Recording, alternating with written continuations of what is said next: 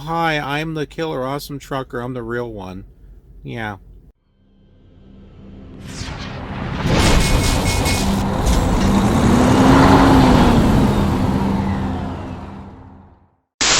Hello, truckers, drivers, and adventurers. I am the killer trucker. Now officially. Solo. And I am going to be heading out to the Swift terminal. My truck is all loaded and ready to go, as you can kind of see back there. I just kind of put some stuff kind of back there last minute. But I also brought my pedals. Do you see that? Right over there. I've got my back there in the corner, you can see I brought my wheel and my pedals for American Truck Simulator and Euro Truck Simulator. I was offered a load, but it was like from Phoenix to Henderson, Nevada, which takes 6 hours at 50 miles per hour, and they wanted me to get there at 7. I'm like, no, because it's going to take me a bit just to get to the terminal, and I still have to get an enforcer lock. So yeah. So my driver leader was fine with me not taking that load. I had counted it, but they were like, nah, sorry, we're not going to give it down. But I'm trying to log in to my Zonar, and it's zoned out, so I can do my pre-trip. And this is currently what it looks like, because it ran out of battery power or something. It's at 2%? Really? That's it? Oh my word. I couldn't even turn it on. Okay, there's my truck right back there. See it? It's right over my left shoulder. So, oh, over there. Oh, sorry, my right shoulder. I don't know my left or my right, you know. So hey, I had to sport the Top Gun hat today. I mean business. It's gonna be my first day as a solo Top Gun driver. Alright, so I'm here at the Swift facility. They tried to send me another load, and it was 2 hours difference that time, and I'm like, should I take it? But I just didn't respond to it, because I remember my driver leader saying, look, just get here, get your enforcer lock, and then we'll go from there. I'm like, okay. So who knows, those are nice clouds. Who knows, I might be spending the night here. I have no idea. But I'm heading over to my driver leader now. I'm also hoping to exchange these 2 shirts that are large size, because they need to be bigger. One, I'm bigger. I'm big boned. 2, they shrink. So, alright, this is the enforcer lock. And don't kid yourself, this thing is freaking heavy. Okay, so this is the lock that I would use to put on the trailers. This is the Kingpin lock. I've never done that.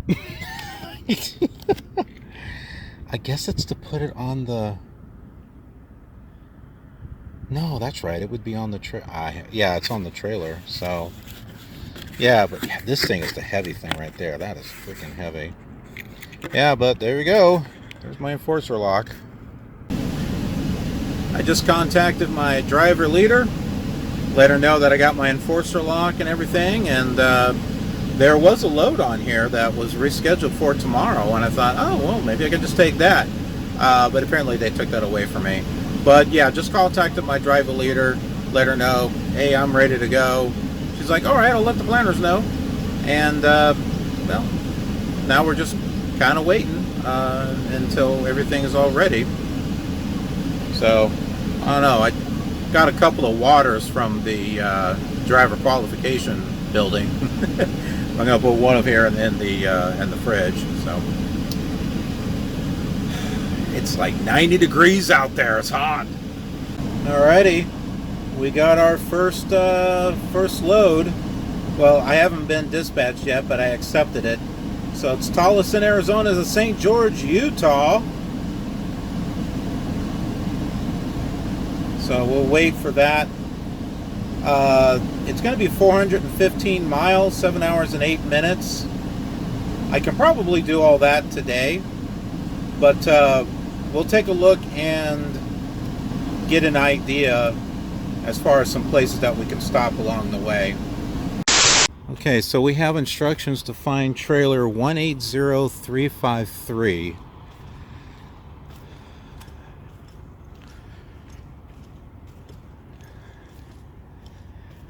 I figure this is better than trying to drive around.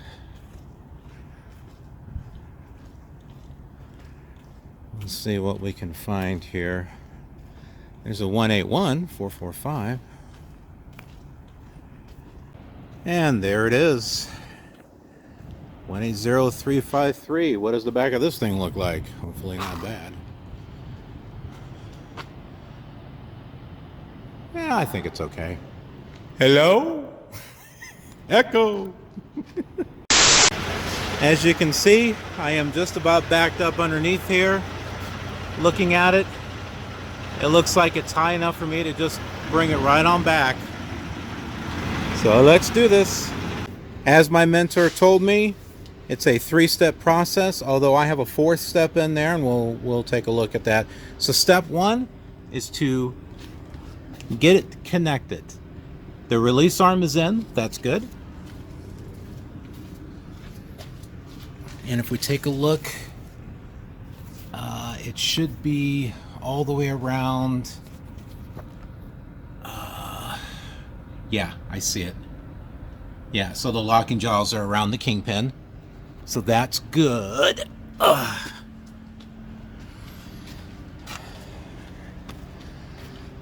So now, we just need to go ahead and hook up the cables. Alright, well this is different. This has got a lock on it. How in the heck am I supposed to get that off? I don't think there's any key in here. I never saw a key.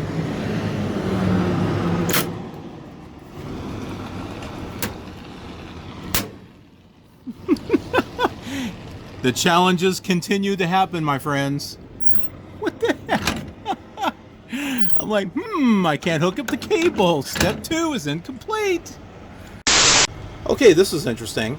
So the guy, I had sent a macro stating that, hey, there's a problem with the trailer. Put down the trailer number. And the guy that had did the retest with me for the LCQT or whatever it was, he actually drove over here with his car. And he's like, what you doing? I'm like, this trailer's assigned to me. It's got a lock on it. It's like, oh, no problem. He grabbed his key and unlocked it. So it's, as you can see, it's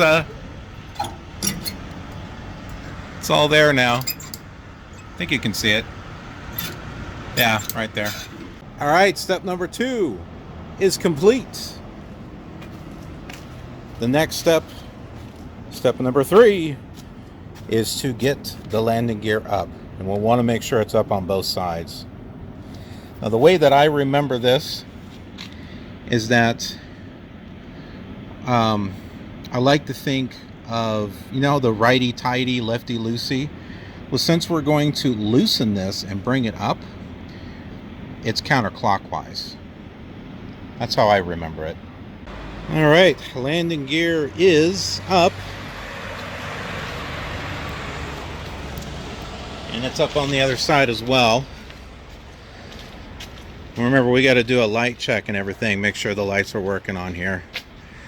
But now it's just a matter of shutting this door, and that's all on this thing here, so I need both hands.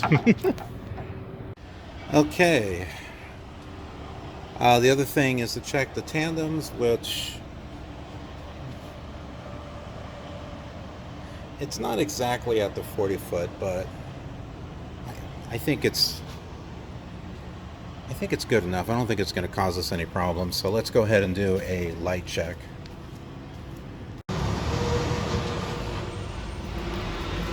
Well, looking good there. The ABS light came on. I saw that.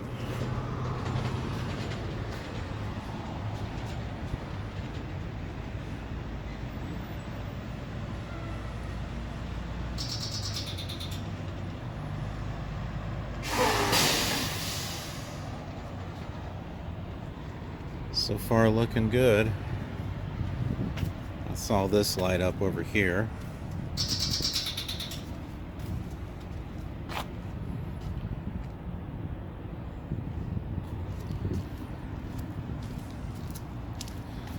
Now we'll just check the clearance light up here on the trailer, up here on the top. Yep, saw it blink. That's good. So I'll grab my mallet and hit the hammer, hit the tires, since you can't really check the air on the back ones, just to make sure they're okay, and I guess we'll get going. Okay. Locked and ready to go. So let's go. Okay, so I got instructions to come all the way back here to the back where the railroad is at. And I got to open up the two doors and leave them open. And then I'm going to back it up over there. I just did my get out and look. So I'm going to try to back it right over there. I'm going to try to do it. That sounds bad. Not quite the spot that I wanted to go into. But hey, you know. Doing a few get out and looks here. I want to see how much further I need to take this back. Okay, that's hanging over there, so I've got quite a ways I can go back, and I might be able to line up with this one right next to me, and I should be okay. I'd say based on this, maybe about 4 more feet. I remember one of the instructors was saying it's like, you know, 1/1000 for every 1 foot or something like that. Okay, I checked and it was good. So now we just got to unlock this.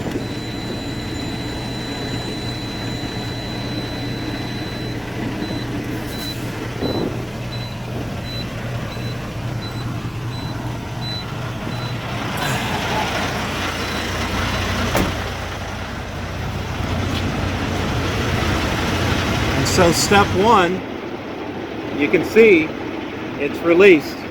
Step 2, take off the hoses.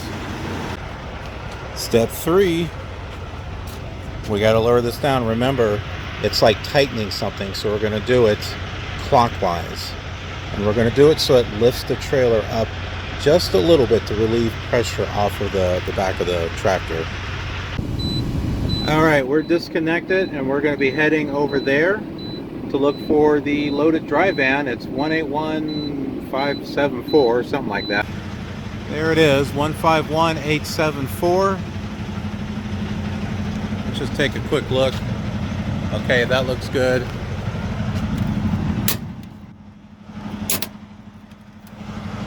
Registration is there, because everything's in Indiana.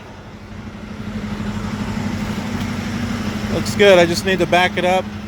I think it's high enough, but yeah, let's back it up some more. Yeah, let's see, that's looking pretty good. I should be able to just back right up. All right, we'll get it all hooked up. No need to show it. I think we know what we're doing. Found an interesting problem. See how that blinks there? This side's not blinking. Watch this.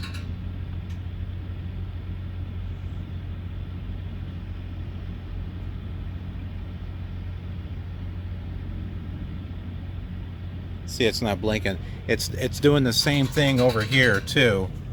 This light will come on, but it will not blink. Okay, so I did a couple of things. I unplugged and replugged the electrical cable in, and now I'm just using the left turn signal specifically. So I'm not doing the regular light test thing. I'm manually doing it, and it does appear to be working. At least that does over here.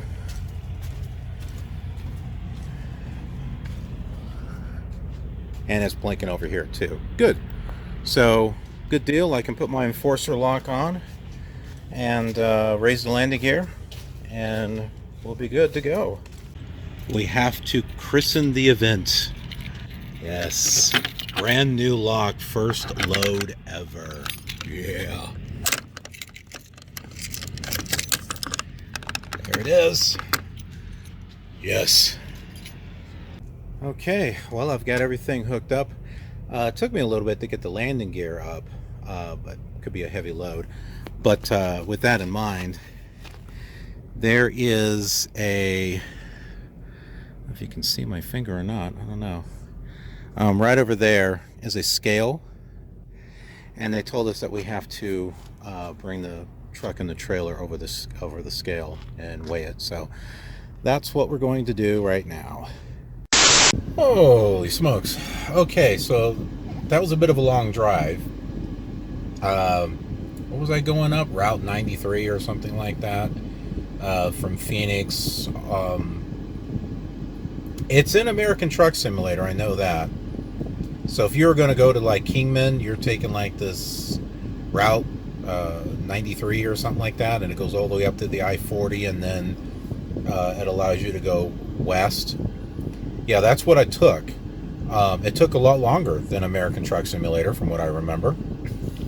And it was, well, when the sun was up, it was pretty. There was some really nice scenery. And then the sun went down, and then it got really dark. And it was very, very hilly. I didn't even realize I was going downhill until I felt my speed and realized I'm going kind of fast here. And then I look at my speedometer, and it's like 73, and I'm like, all right, I must be going downhill. So, I'm throwing the engine brake on and, slowing my speed down. Because I'm like, I don't want to run off the road on my first solo run. That would suck. And I knew I had to shut down and take a 30-minute break somewhere. And if I did that, I do have enough drive hours and my 14-hour clock as well to get all the way over to St. George, Utah, if I wanted to. I don't think I am, though, because by the time I get there, it'll be like midnight, and I don't know how packed the truck stop's going to be out there. This is not the appointment window for this is not until like 6 p.m. tomorrow. So I thought the best thing for me to do is I made it here to this Petro. My Garmin was really nice. I just kind of like scrolled through it and said, find me a truck stop. And it's like, okay, here's a Petro. And I'm like, oh, okay, yeah, I'll go there. So I got directions here, and I kind of pulled up to the fuel island while someone else they were kind of doing their thing. It gave me a chance to get a breather, so that way I could figure out what I was going to do. Looked at a satellite view on my phone. Since it was dark, I wasn't sure what I was looking at, so I looked at a satellite view, and it helped me determine, okay, this is where I'm at, and that's what I'm seeing out there, so that way I could try to make the best decision I could as far as, is there going to be room to back up and all that other stuff. And there was. There was a couple of spaces that were empty, and I just kind of parked. I parked in one right next to another truck. You can probably see it right over there. If you don't. He's over there. This thing was not easy to try to back up. It's like you try to back it up, and it's like, it shakes and everything. I'm like, oh, great. But I'm backing upwards too. So it wasn't always like this. Like when I was backing up, it was just having a little bit of a rough time with this. I think the weight is really, I think it's heavy. I think it's a full load. Pretty close anyway. So yeah, this sad little 10 speed semi is having a little bit of trouble, but that's okay. Chiana and I, we're buds. We're buds. We're part of the KILR family. Yes, she is part of our family, folks. She's gonna get us from here to there and back again. Now, where have I heard that from? I don't know. So it's funny. I was backing into this spot. I got out and looked several times because it's dark, so it was kind of hard to see. And I have cones that have a light on top. They just need batteries, which I don't have, so that didn't really help me. So I got out and I did my look several times. I had there's a bit of a just a slight drop off in the dirt over here in front of me out there. I don't know if you can see it or not. You can see see that truck that's coming by, and he had it lit up there a little bit.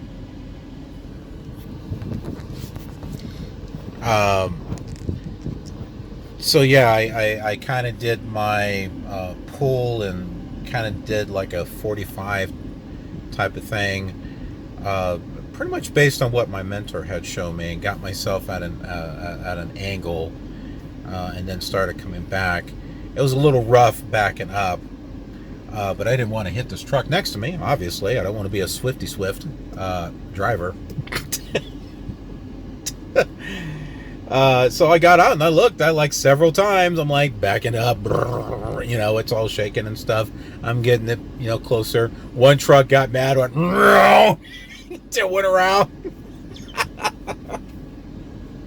And I know another one had come through around the other way where I was going to, where I was backing up, and I'm like, jerk. But then I was starting to get back up a little bit more, and then there was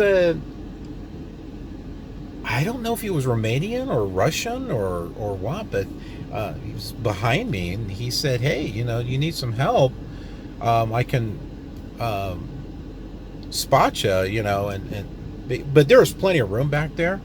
And I said, oh, no, thank you very much. I think I'm almost in here. I think I'm going to come back a little bit more, and that was about it. So very nice guy, very nice guy. So yeah, wow, I'm backed in. Remember I told you there's two spots that were right here where I parked. Well, that fella right over there, I think he's going to be backing in right here next to me. So don't hit the Swift driver. Just a warning, I am a YouTuber and you will be on my channel. If you hit my truck, you will be on my channel. You will be a star.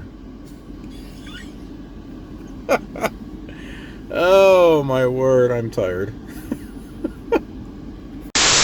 Alright, so I'm trying to get this closed here, my little curtains here. So I'm trying to be very gentle because I don't want this thing to go off the track, you know. That's not any fun. I had to deal with that a little bit with one of my other trucks that it was on. Okay, well, there's one of them.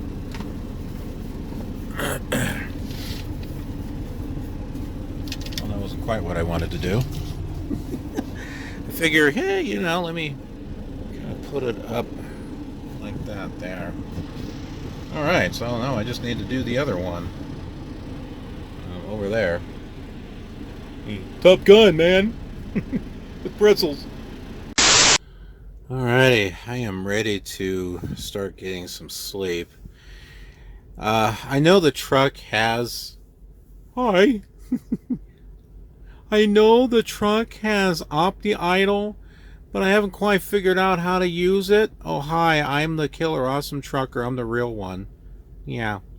So, yeah, I haven't quite figured out how to get to work, but thankfully, I was able to find the manual for the truck. Yeah, they didn't take it after all. It just slid behind the mattress. Yeah. So I just need to do some studying and I'll be able to figure that out. But I think what we're going to do is we're going to see if we can open that window and get a little bit of air in here. Yeah, that'd be kind of nice. Yeah, it would. Okay. I'm gonna go now. Oh, good morning, folks. I think I slept okay. My back's a little hurts a little bit, but I was sleeping a different direction than what I did on my mentor's truck. So I'll have to maybe try it both ways and see if it makes any difference. The sun's bright. Gotta make sure I'm not getting run over by a flatbed truck or something. But all in all, I got rest, and that's the important thing. Flatbed.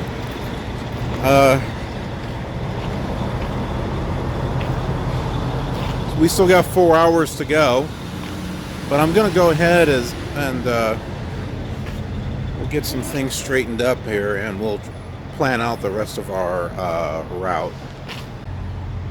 See? Look at that. I got it right in here last night. I got to remember to go get batteries for my cones. I think that's going to be really important.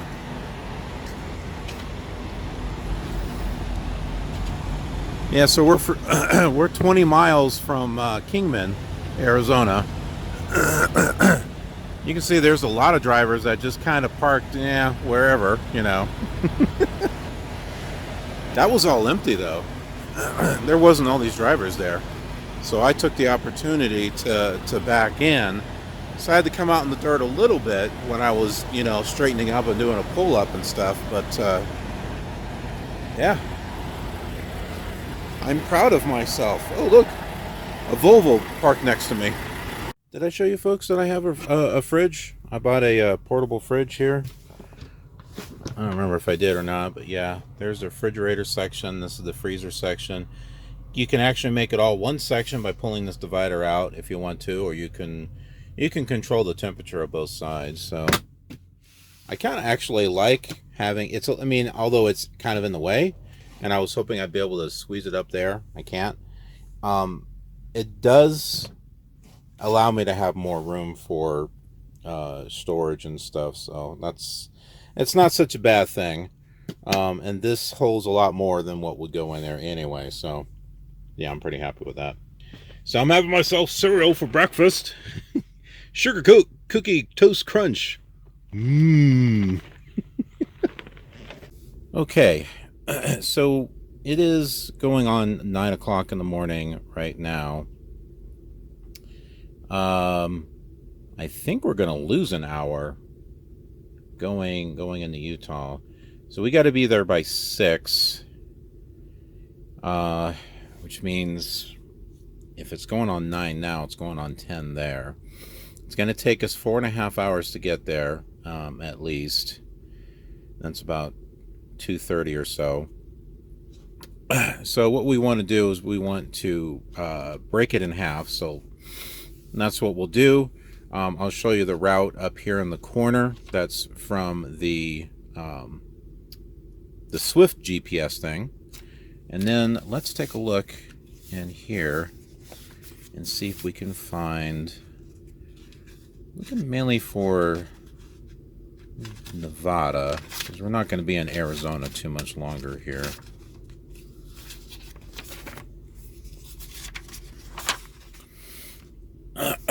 Alright. Well, we know we're going to be coming through the 93 from Kingman, and then we're going to be going over here onto the I-15.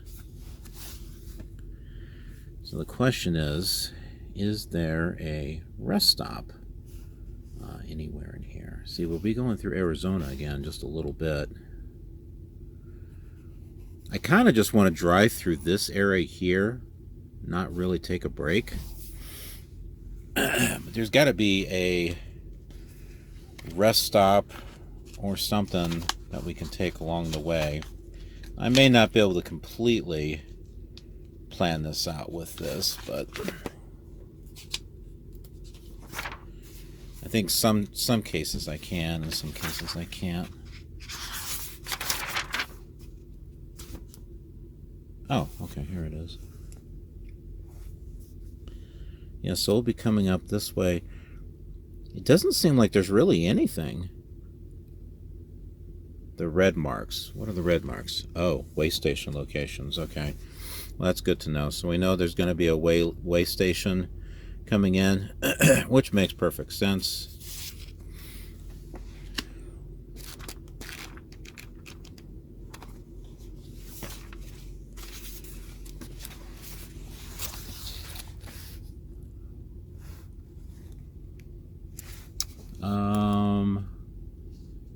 Yeah, see, we're coming through this way. I guess I could have just went to the Arizona map.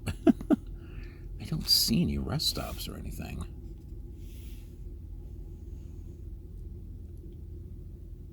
Yeah. Wow. Maybe it's just going to be a nice long 4-hour drive. That's what I see for the moment. Okay, I haven't read the instructions yet on this, but I'm just trying to figure it out as I go. So what we're going to go ahead and do here, I'm just going to push this down here. I'm going to go back, and it still has my route in here, so I'm just going to hit where to. We're going to look for truck locations and parking. Now we know we got 4 hours to go, so typically, if I'm driving 50 or 60 miles per hour, 2 hours is going to be 120 miles, right? So let's see what we can find that's 120 miles away.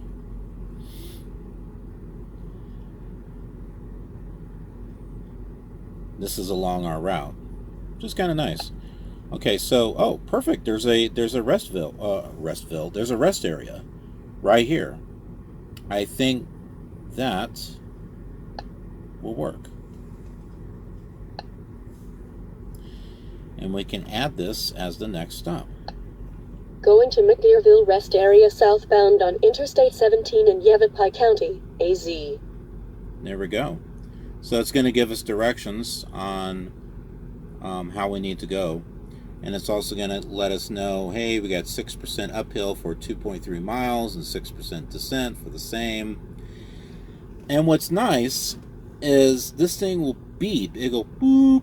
It's kind of like an alert thing. For a moment, I thought that was the camera on the vehicle recording I did something, but I'm like, I don't remember that sound.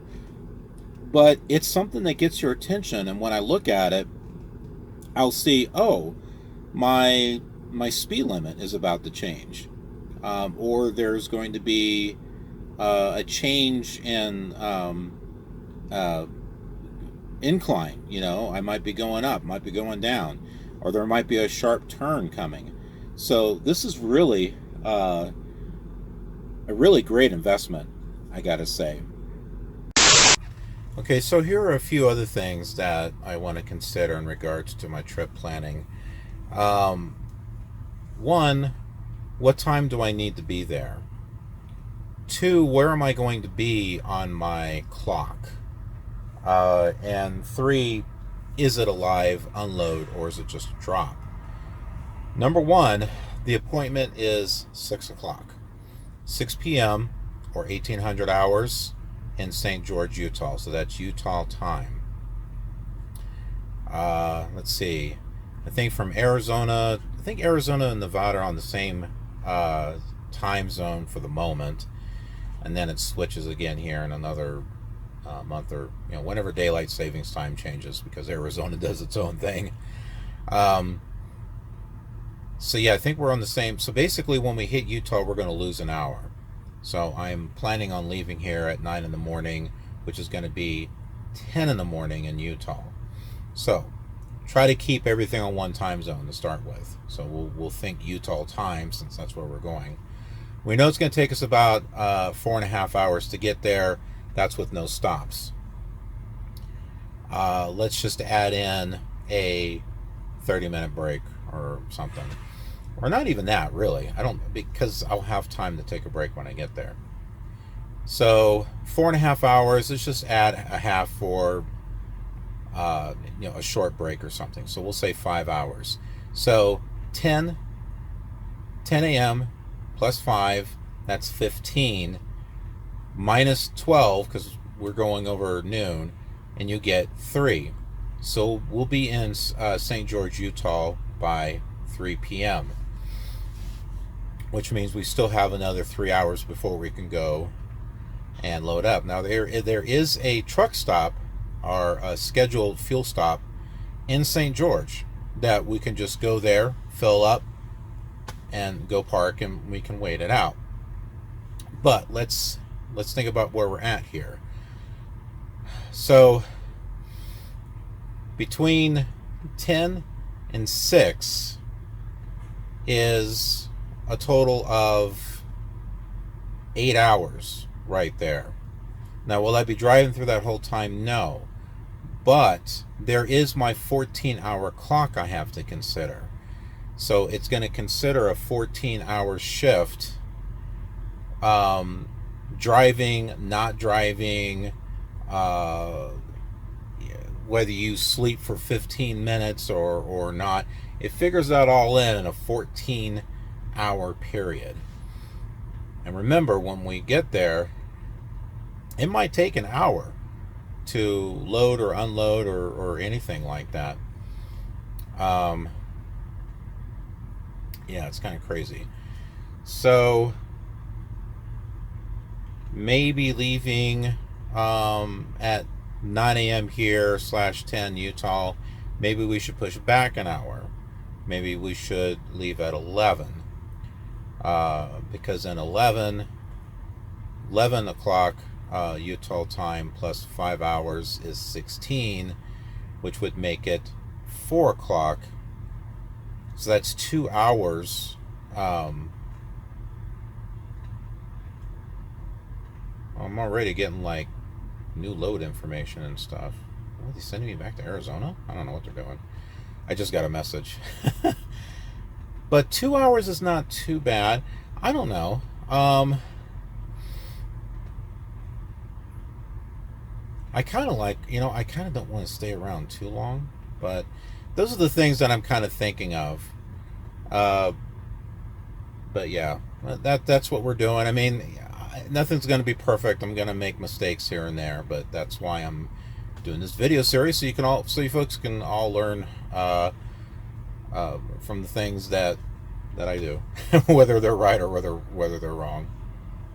I'm going to bring the temperature down to this is my freezer area. This is my refrigerated area. It's not as cold as I would like. I'm going to bring it down to 30.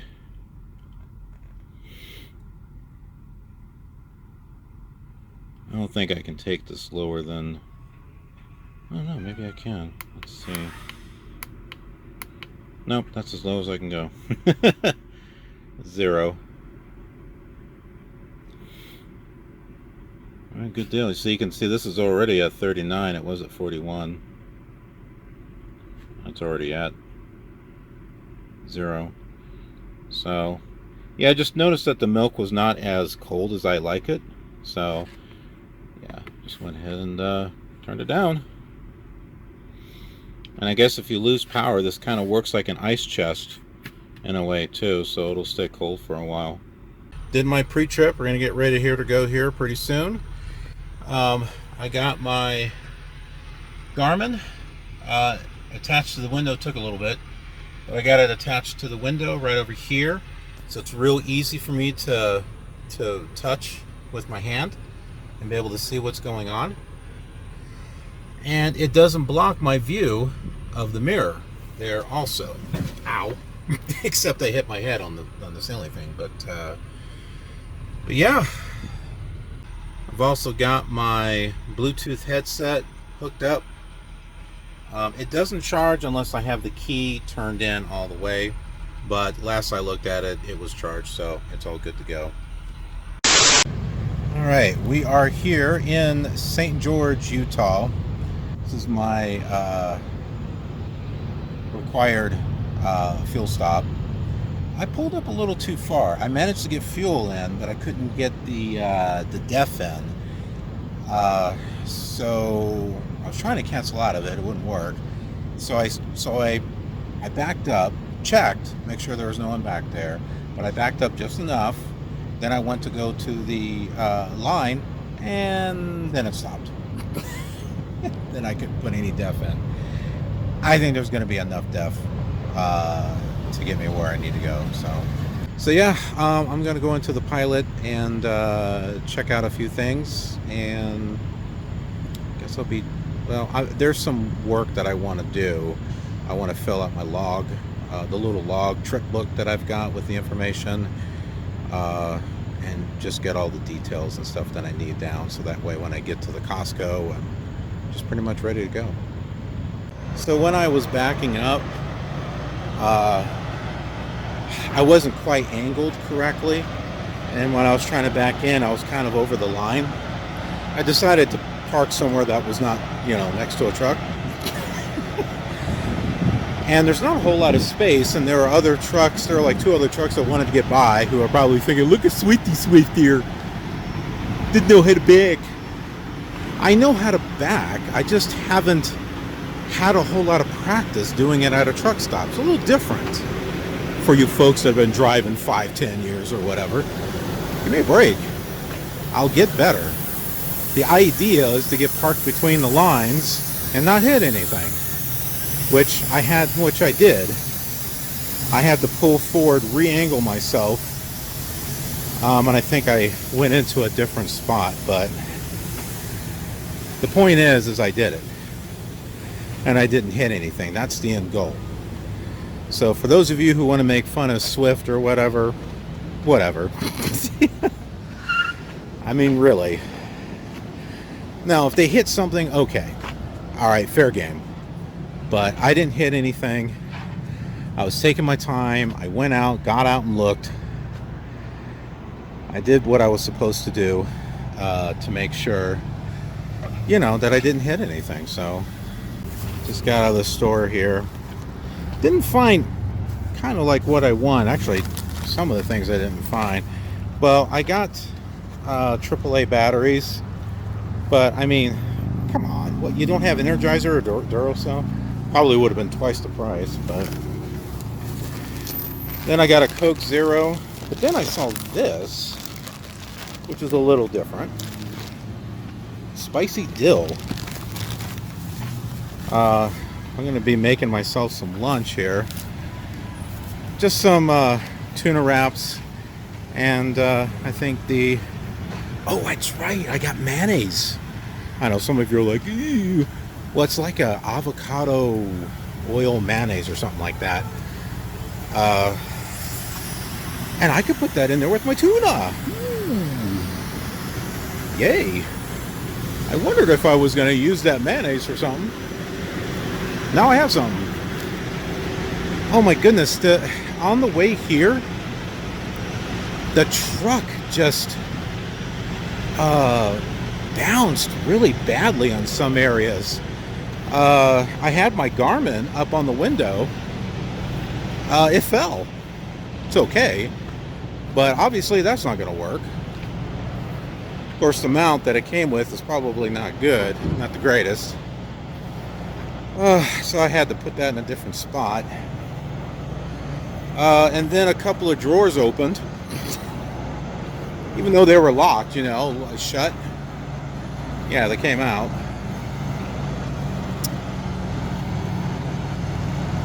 Oh, that's interesting. Someone dropped their trailer here. I wonder if they put the Kingman lock on it. I guess they did that, and they used personal conveyance to go into town or something. I might do that with an empty trailer. I sure as heck ain't gonna do that with a loaded trailer. If I do it at all. I would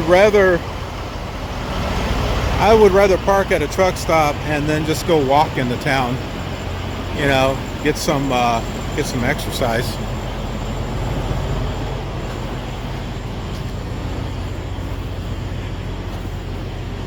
But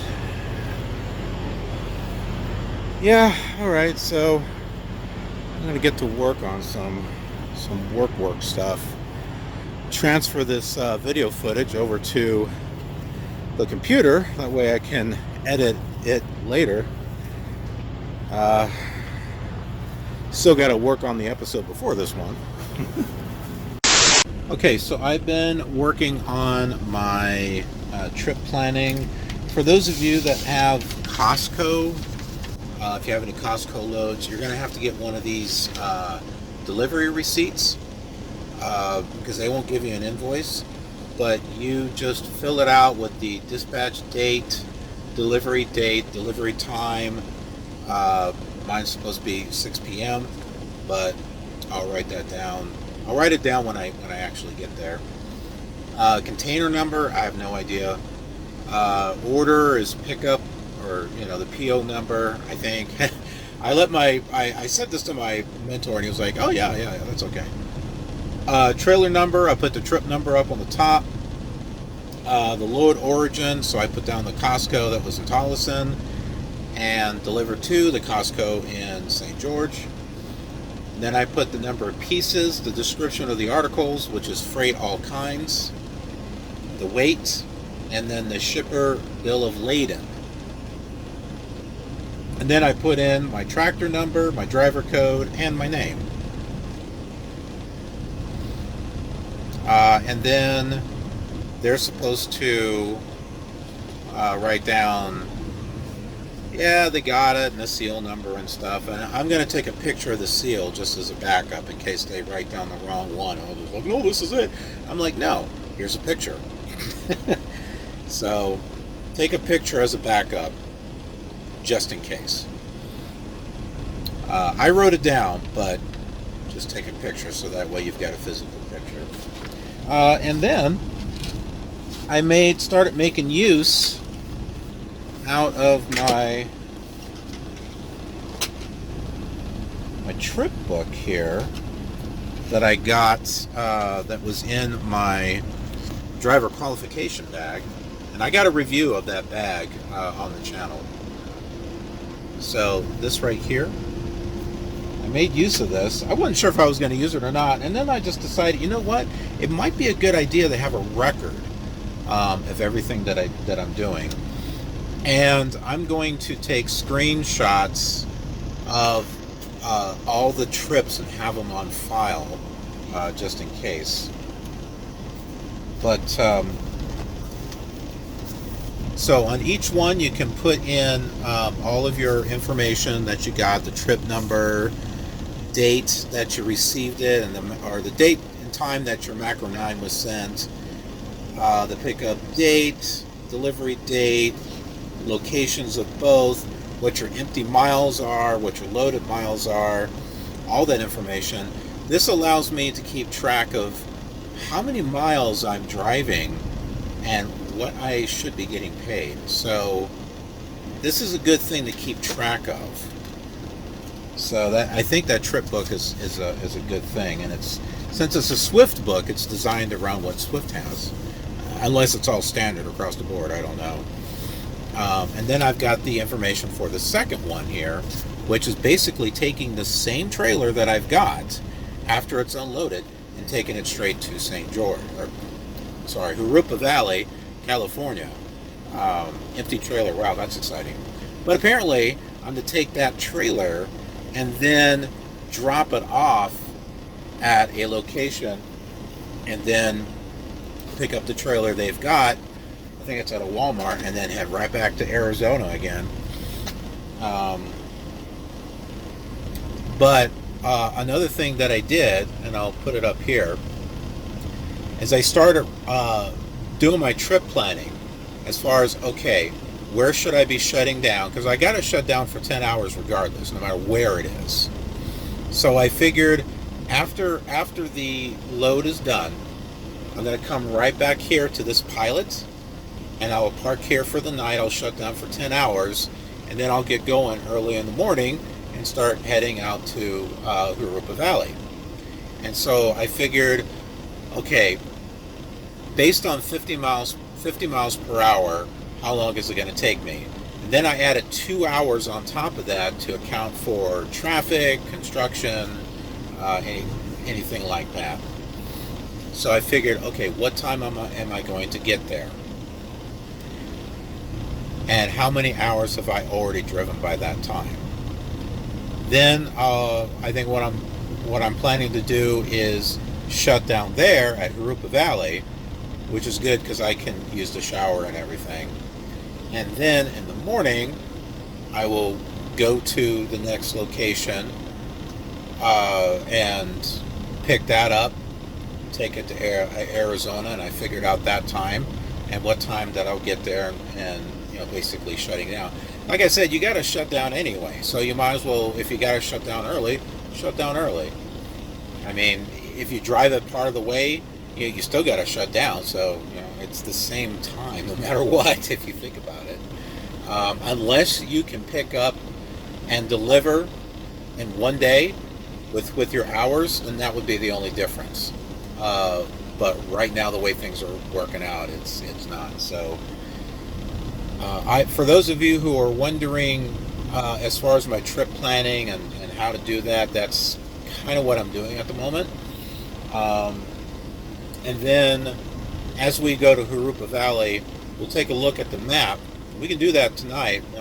Heck, we can do that during the live unload, and figure out where the rest stops are at and where I can take my breaks and stuff.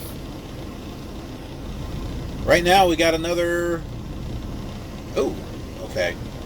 Yeah, I should get there about 5:30. It's 4:54 now, so I'll get ready to take off here in about...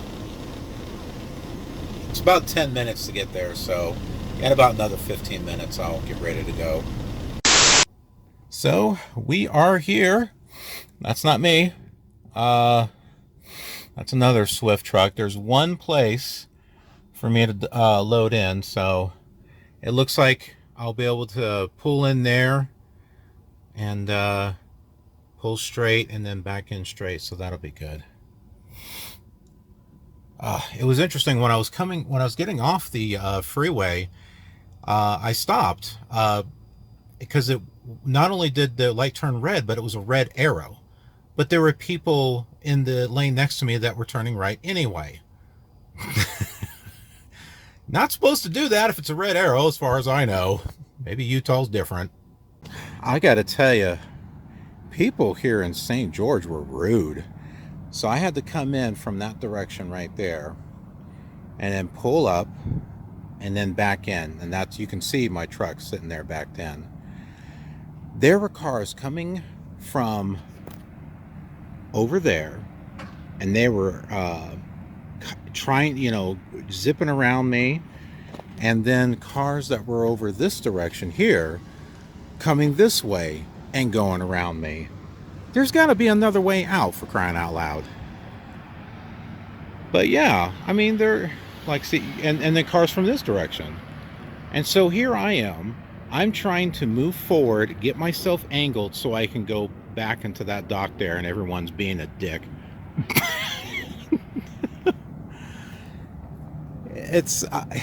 And sometimes I think that some people aren't aware of how stocks get filled.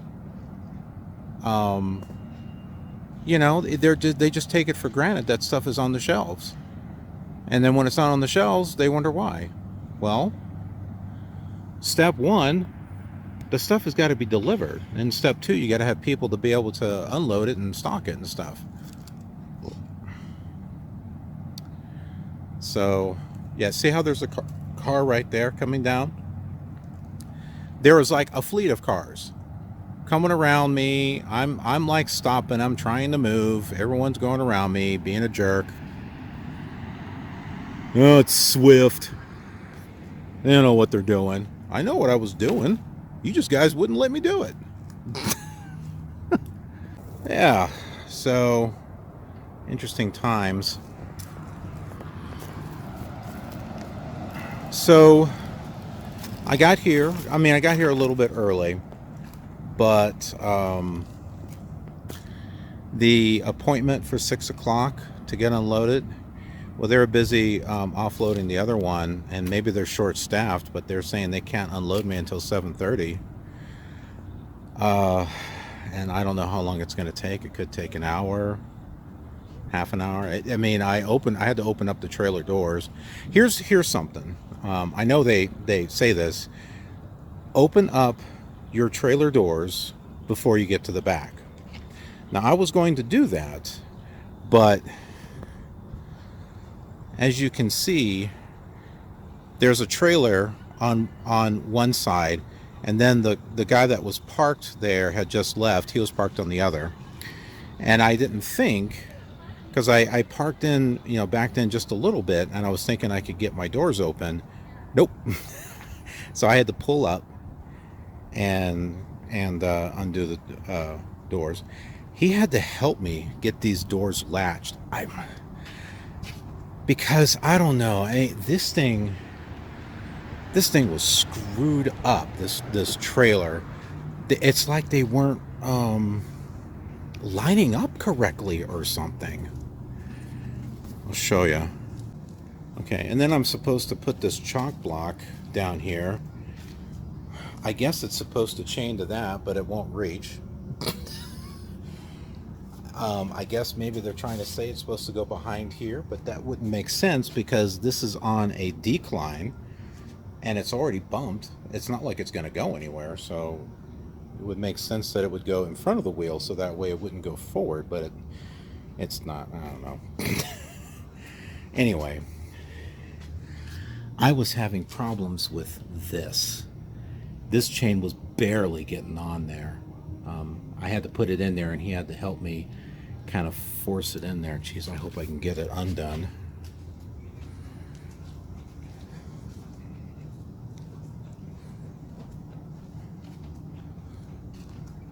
Look at this. Someone scratched the trailer or banged into it. They had to weld it. See, here's another one right there too.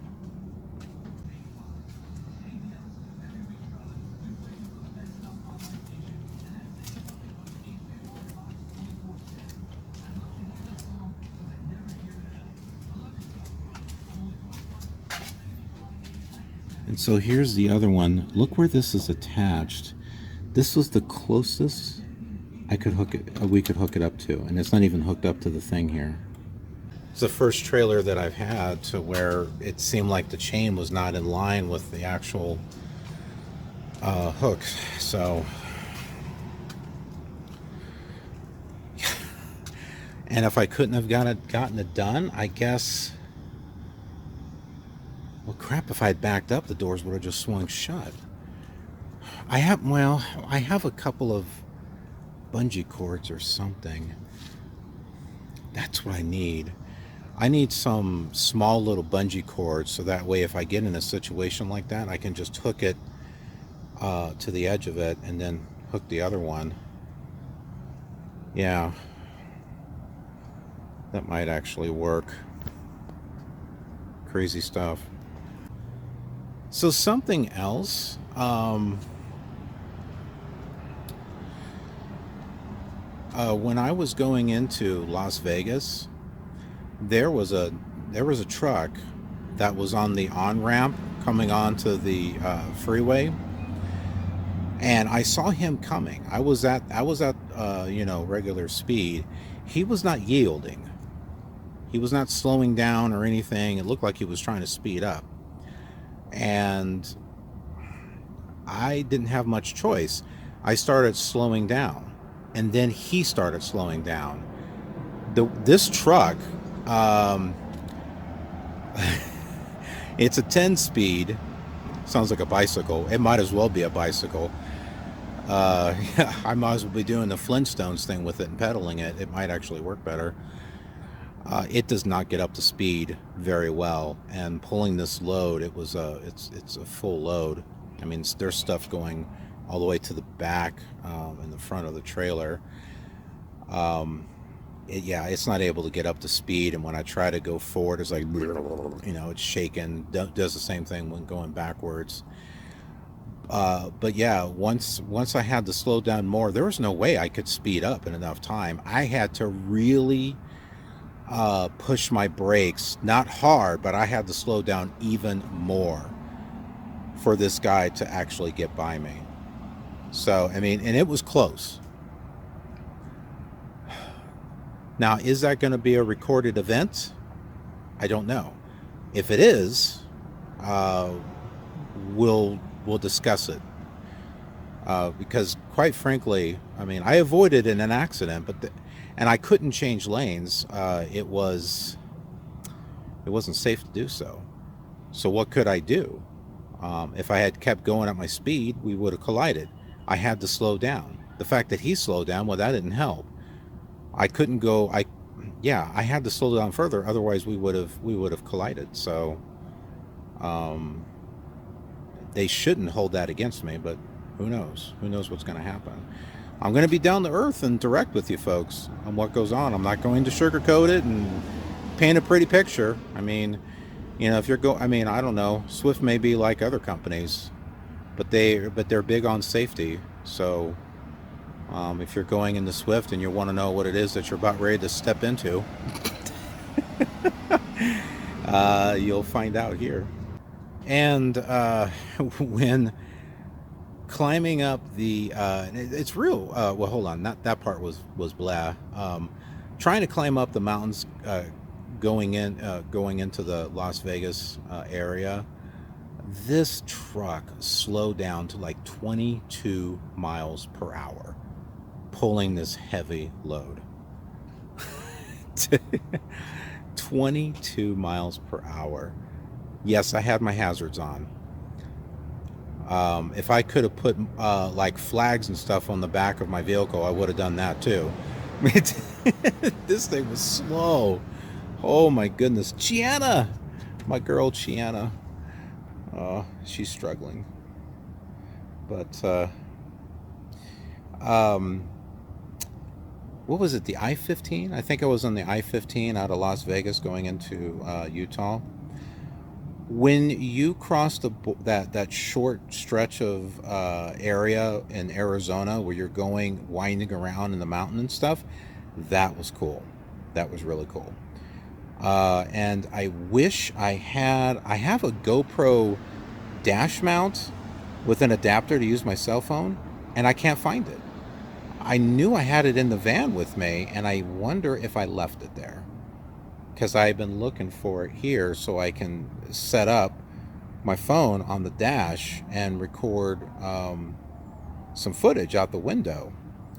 I wish I could have done it. I wish I would have had it. That would have been a great visual.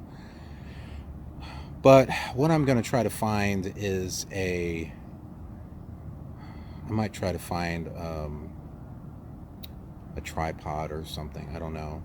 I'll try to figure something out. I do have a GoPro mount for my head, but I don't know how well it's going to record from my phone, and like how much you're going to be able to see. Anyways, my first solo run complete. No accidents. Knock on wood. I don't see any here. There's going to be many more. So I was a little nervous, coming out here, but I'm feeling a little better. It just takes a little bit of getting used to. So hope you're enjoying the series, and if so, hope you'll click that like button, leave some comments, subscribe, and be a part of our KILR community. We got an awesome community.